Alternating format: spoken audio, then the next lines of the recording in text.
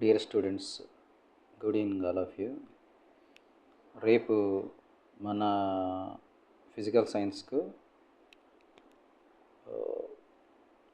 Weekly test ఉంది. ఆ పేపర్కి సంబంధించినటువంటి మోడల్ పేపరు, దాని సొల్యూషన్స్ ఇప్పుడు మనం చూద్దాం ఒకసారి. ఆ మోడల్ పేపరు సుమారుగా ఇలా ఉండొచ్చు. 100 days యాక్షన్ ప్లాన్కి సంబంధించి. వీటిలో ఎవ్రీ మోడల్ పేపర్ కూడా 25 మార్కులకు ఉంటుంది. 25 మార్కుల్లో ఫస్ట్ 1 మార్క్ క్వశ్చన్స్ ఉంటాయి. ఇవి 3 క్వశ్చన్లు, 3 ones 3 మార్క్స్. తర్వాత 2 మార్క్స్ క్వశ్చన్స్ ఉంటాయి. అవి 3 క్వశ్చన్స్ ఉంటాయి. అవి అన్నీ కూడా రాయాలి. So 3 2s 6 marks. తర్వాత 4 మార్క్స్ క్వశ్చన్స్ ఉంటాయి. ఇవి 2 క్వశ్చన్స్ ఉంటాయి. 2 4s 8 మార్క్స్. తర్వాత 8 మార్క్స్ క్వశ్చన్ ఒకటి ఉంటుంది. అది 8 మార్క్స్ అన్నమాట. సో ఇవి దీనికి సంబంధించినటువంటి క్వశ్చన్లు. వీటిల్లో చాలా క్వశ్చన్స్ అన్నీ కూడా ఆల్మోస్ట్ అన్నీ మనం మినిమం స్టడీ మెటీరియల్ లాగా చాప్టర్కి ఒక పేజీ చొప్పున మీకు ఇచ్చున్నాం. వాటిలోవే ఉంటాయి అనేది మీరు గమనించాల్సినటువంటి అవసరం ఉంది. వాటిలో ఉంటే వీటి ఆన్సర్స్ అన్నీ కూడా మీకు దొరుకుతాయి. ఒకసారి వీటి సొల్యూషన్స్ అన్నీ కూడా ఒకసారి చూద్దాం.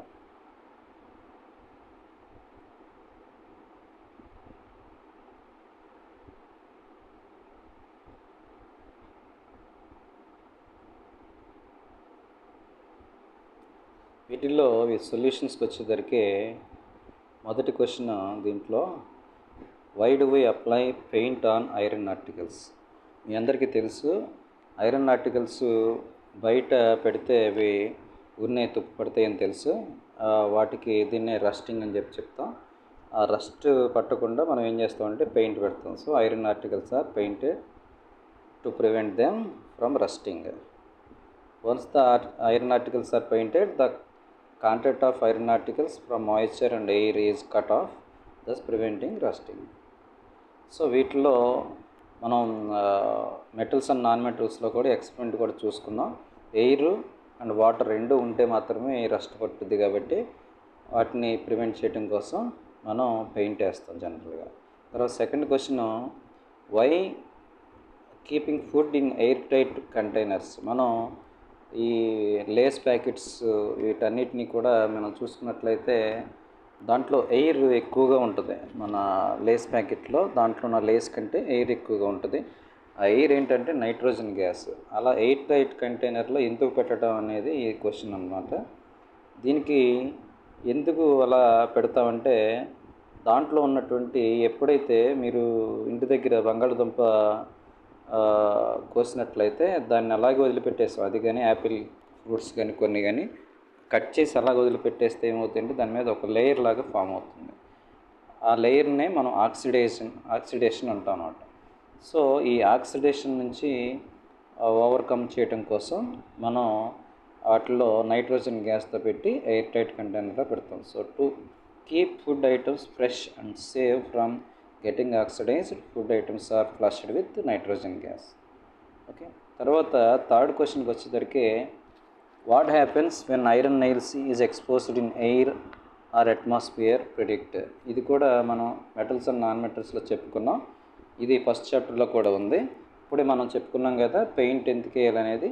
సో ఐరన్ పార్టికల్స్, నెయిల్ కూడా one of the material from iron కాబట్టి ఈ రస్ట్ పట్టకుండా ఉండటం కోసం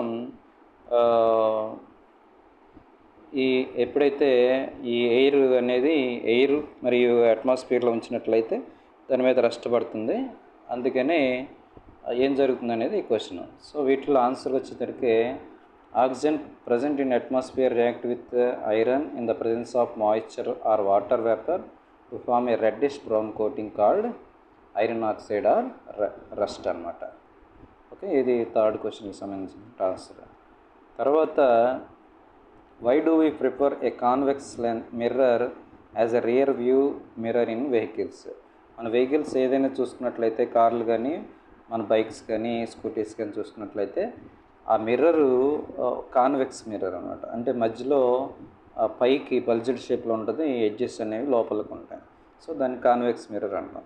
అలా ఉండటానికి కారణం ఏంటంటే దానికి ఉన్నటువంటి స్పేస్ ఏమవుతుందంటే బయట ఉన్నటువంటి ఆబ్జెక్ట్స్ చాలా ఎక్కువ స్పేస్లో ఉన్నటువంటి ఆబ్జెక్ట్స్ అన్నిటిని కవర్ చేస్తాయి. అదేవిధంగా ఆ ఇమేజ్ అనేది మనం స్క్రీన్ మీద కాకుండా మిర్రర్లో చూడగలుగుతాం. అలాంటి మిర్రర్లో చూడగలిగే వాటిని మనం వర్చువల్ ఇమేజెస్ అంటాం. అదేవిధంగా ఇవి ఈ ఈ కాన్వెక్స్ మిర్రర్లో మాత్రం ఎరెక్ట్ అంటే నిలువుగా నిటారుగా పైకి ఉంటాయి అన్నమాట, చిన్న సైజులో ఉంటాయి. అందుకని ఎక్కువ ఇమేజెస్ బ్యాక్ సైడ్ ఉన్నటువంటి ప్రతి వెహికల్ చిన్న సైజులో మనకు కనిపించడానికి అవకాశం ఉంటుంది కాబట్టి వీటిని ఉపయోగిస్తాం. So convex mirrors give a virtual, erect and diminished image of the objects placed in front of them. They are preferred as a rear view mirror in vehicles because they give a wider field of view which allows the driver to see most of the traffic behind him. Okay, తర్వాత second క్వశ్చన్కి వచ్చేసరికి if A, B are optical medium of their refractive indexes are nearly same, then light travels from A to B, what happens? ఇప్పుడు మనం refraction of light గురించి చెప్పుకునేటప్పుడు refraction అనేది ఎప్పుడు జరుగుద్ది అని చెప్పుకున్నామంటే when a light ray travelling from one medium to another medium then only it bends the light, otherwise it moves in a straight way. So ఇక్కడ మనం చూసుకున్నట్లయితే ఏ మరియు బి రెండింటి యొక్క రిఫ్రాక్టివ్ ఇండెక్స్ రెండు కూడా నియర్లీ సేమ్ ఉంటుంది కాబట్టి అంటే ఇవి ఒకే మీడియం లాగా మనం భావించవచ్చు. కాబట్టి ఇవి మనం ఎక్కడికి కూడా బెండ్ అవ్వకుండా స్ట్రైట్ లైన్గా ట్రావెల్ చేస్తుంది, అంటే ఏ డైరెక్షన్లో ఉంటే ఆ డైరెక్షన్లో ట్రావెల్ చేయడం జరుగుతుంది. తర్వాత మూడో క్వశ్చన్కి వచ్చేసరికి ray passing through a centre of curvature of a concave mirror after reflection is reflected back along the same path why. మనకి ప్లేన్ మిర్రర్స్లో చూసాం, ఏదైనా ఒక ఆబ్జెక్ట్ని పర్పెండిక్యులర్గా ఇన్సిడెంట్ చేస్తే అది అదే డైరెక్షన్లో రిఫ్లెక్ట్ అవుద్ది అనమాట. మన రేజర్ బీమ్ని వేసుకున్నట్లయితే ప్లేన్ మిర్రర్ మీద అదే డైరెక్షన్లో వస్తుంది. So in the same way ఈ కర్వ్డ్ మిర్రర్లో కూడా సెంటర్ ఆఫ్ కర్వేచర్ అనేది ఆ సెంటర్ ఆఫ్ కర్వేచర్ నుంచి ఏ లైట్ రే వెళ్ళినా కానీ ఆ మిర్రర్ మీద ఎక్కడికి వేసినా కానీ ఏ పాయింట్ దగ్గర వేసినా కానీ పర్పెండిక్యులర్గా ఉంటుంది అనమాట సెంటర్ ఆఫ్ కర్వేచర్ నుంచి. సో మనం ఆ సెంటర్ ఆఫ్ కర్వేచర్ నుంచి ఒక లైట్ రే వెళ్తుంది కాబట్టి అంటే ఆ మిర్రర్ మీద పర్పెండిక్యులర్గా ఇన్సిడెంట్ అవుతుంది కాబట్టి అది అదే లైన్లో వెనక్కి వచ్చేస్తుంది. దీన్ని మనం ఏమంటామంటే angle of incidence, angle of reflection చెప్పుకునేటప్పుడు మెజర్ చేసేటప్పుడు the angle made by the incidence ray with the normal అన్నాం కదా. సో ఈ నార్మల్తో ఈ ఇన్సిడెంట్ రే చేసేది 0 డిగ్రీ చేస్తుంది. అదేవిధంగా రిఫ్లెక్టెడ్ రే కూడా 0 డిగ్రీస్ యాంగిల్ చేస్తుంది. కాబట్టి angle of incidence is equal to angle of reflection అనే ఫస్ట్ లాని బేస్ చేసుకుని ఇవి రెండు కూడా ఒకే డైరెక్షన్లో ఉంటాయి అన్నమాట. So a ray of light passing through the curvature of a concave mirror is reflected back along the same path because it strikes the concave mirror at right angles to its surface due to which the angle of incidence and angle of reflection both are 0 degrees. So next క్వశ్చన్కి వచ్చేసరికి 4 marks questions రెండు. దీంట్లో ఒక table question ఉంటుందని చెప్పుకున్నాం, అదేవిధంగా ఒక diagrams ఉంటాయని చెప్పుకున్నాం. సో ఈ రెండు కూడా రెండిట్లో ఏదో ఒకటి రాయాల్సి వస్తుంది. అయితే ఇక్కడ మనకి 2 క్వశ్చన్స్కి ఆన్సర్ చేయమని చెప్పేసి మనకి ఇవ్వటం జరిగింది. సో ఇక్కడ draw the ray diagram of image formed when the object is placed in front of biconvex lens in the following position. వీటిలో ఫస్ట్ పొజిషన్ ఏమో ఆబ్జెక్ట్ ప్లేస్డ్ బియాండ్ 2f1, సెకండ్దేమో object is placed at 2f1. So ఈ రెండిట్లో first image ఇది ఇక్కడ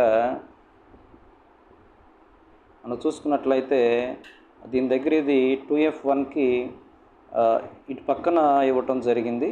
so ఈ తిన్నగా పెట్టినప్పుడు లైట్ రేస్ తీసుకునేటప్పుడు 2 రేస్ తీసుకుంటాం. ఒకటి a light ray parallel to the principal axis passing through the focus after refraction. తర్వాత రెండో ray a light ray passing through the optic centre doesn't deviate. ఈ రెండు రేస్ని బట్టి ఎక్కడైతే మీట్ అవుతాయో అక్కడ ఇమేజ్ ఫామ్ అవుద్ది. సో ఇక్కడ ఇమేజ్ ఫామ్ అవుద్ది. దీని నుంచి పైకి పర్పెండిక్యులర్ లైన్ గీస్తే అది ఇమేజ్ అనేది వస్తుంది అనమాట. ఇక తర్వాత మనకి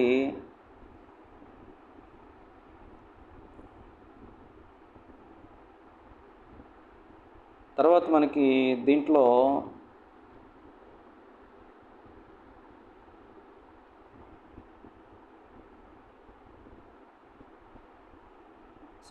రెండోది ఎట్ 2F1 తర్వాత అది అయిపోయింది. ఇప్పుడు మనం F1 అంటే ఫోకస్ దగ్గర ఆబ్జెక్ట్ పెట్టినప్పుడు, అంటే ఫోకస్ అంటే ఇది ఫోకస్ అనమాట. ఈ ఫోకస్ దగ్గర ఆబ్జెక్ట్ పెట్టినప్పుడు ఇమేజ్ ఎక్కడ ఫామ్ అవుద్దో చూడాలి. సో ఫస్ట్ మనకి ఇంతకుముందు చెప్పుకున్న దీంట్లో ఇమేజ్ ఎక్కడ ఫామ్ అయింది? Object is placed beyond 2F1, the image is formed between F2 and 2F2. ఈ రెండింటి మధ్యన ఇమేజ్ ఫామ్ అవటం అనేది జరిగింది. అంటే ఈ ఇమేజ్ సైజ్ మీరు చూసుకున్నట్లయితే ఈ object height image height compare చేసుకున్నట్లయితే ఆబ్జెక్ట్ హైట్ అనేది ఎక్కువ ఉంది, ఇమేజ్ హైట్ తక్కువ ఉంది. కాబట్టి డిమినిష్డ్ ఇమేజ్ అనేది ఫామ్ అవుతుంది. అదేవిధంగా ఇమేజ్ ఇన్వర్టెడ్గా ఉంది. అదేవిధంగా ఇది స్మాల్ సైజు వచ్చింది. అదేవిధంగా ఇది రెండు రేసు డైరెక్ట్గా మీట్ అయినాయి కాబట్టి దీన్ని real image inverted and diminished image formed between 2F2 and F2 అనమాట. తర్వాత రెండో డయాగ్రామ్కి వచ్చేసరికి ఆబ్జెక్ట్ ప్లేస్డ్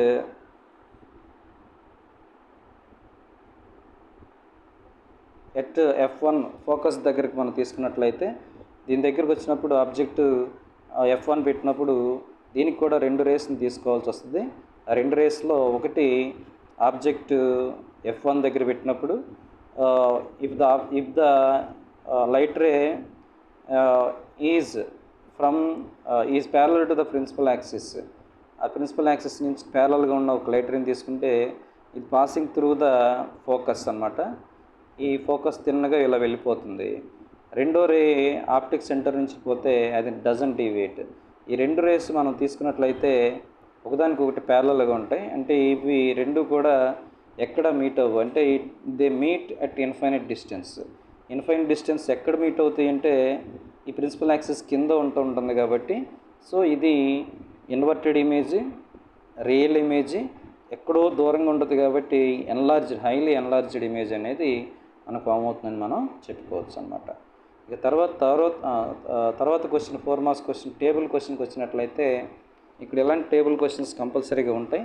వీటిలో మనకి మెటీరియల్ మీడియం ఇస్తాడు, తర్వాత రిఫ్రాక్టివ్ ఇండెక్స్, ఎయిర్ యొక్క రిఫ్రాక్టివ్ ఇండెక్స్ 1.003, తర్వాత ఐస్ యొక్క రిఫ్రాక్టివ్ ఇండెక్స్ 1.31, రూబీ యొక్క రిఫ్రాక్టివ్ ఇండెక్స్ 1.71, బెంజిన్ యొక్క రిఫ్రాక్టివ్ ఇండెక్స్ 1.50 ఇచ్చాడు. కాబట్టి వీటి యొక్క దీన్ని బేస్ చేసుకుని మనం క్వశ్చన్కి ఆన్సర్ చేయాలి. వీటిలో least refractive index air, highest refractive index ruby. Okay, so the ice and benzene refractive index in between these. So ఇప్పుడు మనకి ఫస్ట్ క్వశ్చన్ చూసుకున్నట్లయితే which material medium is optically rarer medium. So ఇక్కడ వీటిలో రేరార్ medium అంటే ఏంటంటే దేని యొక్క refractive index తక్కువగా ఉంటుందో దాన్ని రేరార్ మీడియం అంటాం. సో దీంట్లో మనకి ఎయిర్ అనేది రిఫ్రాక్టివ్ ఇండెక్స్ తక్కువ కాబట్టి ఆన్సర్ ఈజ్ ఎయిర్ అనమాట. So the optically rarer medium is air. తర్వాత which material medium is optically denser. So వీటిల్లో అన్నిటిలోనూ రూబీ యొక్క రిఫ్రాక్టివ్ ఇండెక్స్ ఎక్కువ కాబట్టి so ruby is the optically denser medium. తర్వాత question write the relation between refractive index and speed of light in medium. దీంట్లోకి వచ్చేసరికి ఇక్కడ మనకి ఈ స్నెల్స్ లాను ఉపయోగించుకోవచ్చు. ఈ స్నెల్స్ లా లేకపోతే v1/vt = n2/n1. అంటే వెలాసిటీ ఆఫ్ లైట్ కిను రిఫ్రాక్టివ్ ఇండెక్స్కి రెండు కూడా ఇన్వర్స్లీ ప్రపోర్షనల్ అనమాట. అంటే లైట్ వెలాసిటీ ఎక్కువ ఉంటే రిఫ్రాక్టివ్ ఇండెక్స్ తక్కువగా ఉంటుంది, లైట్ వెలాసిటీ తక్కువగా ఉంటే రిఫ్రాక్టివ్ ఇండెక్స్ ఎక్కువగా ఉంటుంది. తర్వాత what is the SI unit of refractive index. మీరు ఇక్కడ గమనించినట్లయితే రిఫ్రాక్టివ్ ఇండెక్స్కి అసలు ఏ యూనిట్స్ ఉండవు. ఇట్ ఈస్ ది రేషియో కాబట్టి వీటికి ఎలాంటి యూనిట్స్ ఉండవు అనమాట. తర్వాత 8 మార్క్స్ క్వశ్చన్కి వచ్చేసరికి 2 క్వశ్చన్స్ ఇస్తాడు. ఈ రెండిట్లో ఏదో ఒక దానికి ఆన్సర్ రాయాల్సి ఉంటుంది. వీటిలో మనం ఆల్రెడీ ఇంతకుముందు చెప్పుకున్నవే. వీటిలో balancing of chemical equations plus differences 2 ఇచ్చాడు. మీరు ఆల్రెడీ ఇంతకుముందు చదివి ఉన్నారు కాబట్టి ఒకసారి చూసుకున్నట్లయితే first question, what are the differences between displacement and double displacement reaction, write equation for these reactions. So displacement reaction అంటే మీకు ఆల్రెడీ తెలుసు. వీటిలో ఒక సబ్స్టెన్స్లోని ఒక ఎలిమెంట్ని వేరే ఎలిమెంట్ డిస్ప్లేస్ చేస్తే దాన్ని డిస్ప్లేస్మెంట్ రియాక్షన్ అంటాం. అలా కాకుండా ఒక సబ్స్టెన్స్లో 2 సబ్స్టెన్స్లో అయాన్స్ ఒకదానితో ఒకటి ఇంటర్ ఎక్స్చేంజ్ అయితే దాన్ని డబుల్ డిస్ప్లేస్మెంట్ అని చెప్పడం అనేది మనం ఇంతకుముందు చెప్పుకున్నాం. సో వీటిల్లో మోర్ రియాక్టివ్ ఎలిమెంట్ అనేది లెస్ రియాక్టివ్ ఎలిమెంట్ని డిస్ప్లే చేస్తుంది.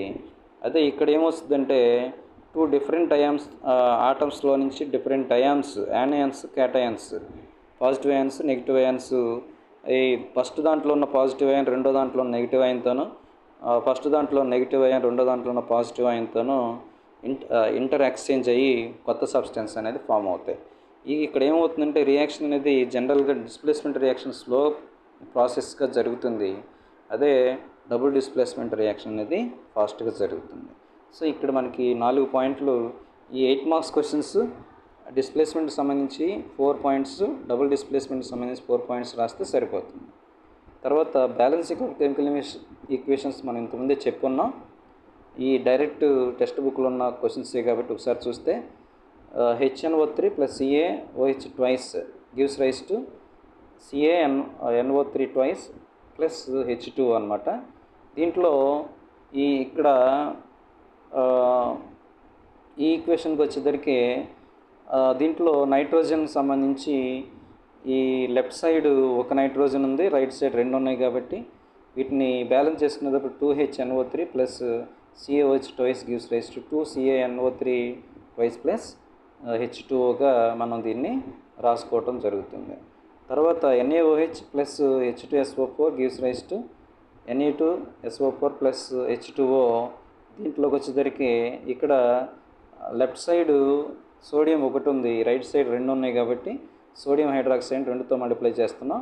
తర్వాత మిగిలిన హైడ్రోజన్ మోనాక్సైడ్ అంటే వాటర్ రైట్ సైడ్ ఆటోమేటిక్గా 2గా మారుతుంది. So balanced chemical reaction is 2NaOH + H2SO4 gives rise to Na2SO4 + 2H2O. తర్వాత మూడో ఈక్వేషన్కి వచ్చేసరికి NaCl + AgNO3 gives rise to AgCl + NaNO3. దీంట్లో ఇక్కడ మొత్తం కూడా సేమే ఉంటాయి. మీరు ఇక్కడ గమనించినట్లయితే ఈక్వేషన్ ఆల్రెడీ బ్యాలెన్స్డ్ అనమాట. NaCl + AgNO3 gives rise to AgCl + NaNO3. తర్వాత ఫోర్త్ ఈక్వేషన్కి వచ్చేసరికి BaCl2 + H2SO4 gives rise to BaSO4 + HCl. దీంట్లో మళ్ళీ దీని బ్యాలెన్స్ ఈక్వేషన్కి వచ్చేసరికి మనకి